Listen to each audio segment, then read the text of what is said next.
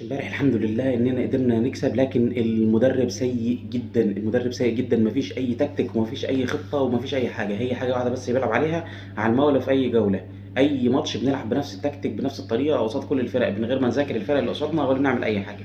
تعالَ كده نتكلم سريعًا عن الحالات اللي معانا في الماتش. أول حالة حالة الهدف الأول دي اللعبة المعروفة المعتادة اللي بيلعب عليها بيراميدز، اللي هو محمد الشيبي، بيلعبها سكويرف كده من ورا كل الخطوط، وبتعدي لحد المهاجم أو اللاعب رقم 10 اللي بيكون موجود بيعدي ورا الباك الشمال.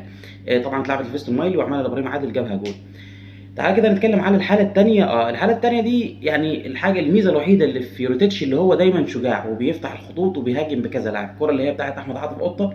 هنا أنت لمّا تيجي تعد اللعيبة اللي موجودين على حدود ال18 من بيراميدز 7 لعيبة، فأنت فاتح خطوطك وبتهاجم ب7، وكمان محمد حمدي كان موجود في يعني مش ظاهر في الكادر، لكن يعتبروا ال8 لعيبة في ال18.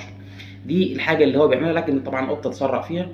تعالَ بقى نتكلم على الكاتاستروف اللي حصل في الهدف اللي جابه طلائع الجيش، كارثة بكل المقاييس.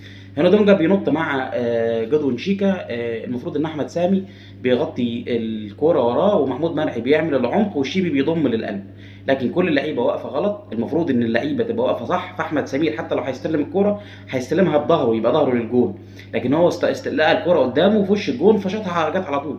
الكارثة بقى إن نفس اللقطة دي جات بعد ما جبنا الجون التاني واتعملت بنفس الطريقة، لكن الحمد لله شريف إكرامي صدّها. نيجي بقى للقطة الجميلة خالص اللي هي آخر كورة في الماتش. طبعًا يوسف أوباما قدر إن هو يعدّي من 1 على 1 ويجيب فاول، والفاول ده اترد وجه out. لمّا اتلعب الout بقى في 9 لعيبة من بيراميدز جوّه ال18، 9. فأنت الفرقة كلها بتقاتل عشان خاطر تجيب الجون. الحمد لله قدرنا نجيبه. علامة استفهام كبيرة على أداء أحمد سامي، علامة استفهام كبيرة أوي على رمضان صبحي. رمضان صبحي برّه خالص تركيزه، ومش ده رمضان صبحي ولا دي إمكانيات رمضان صبحي خالص، خالص. تمام. الله أكبر، الله أكبر على أداء محمد الشيبي. محمد الشيبي أحسن لاعب في مصر.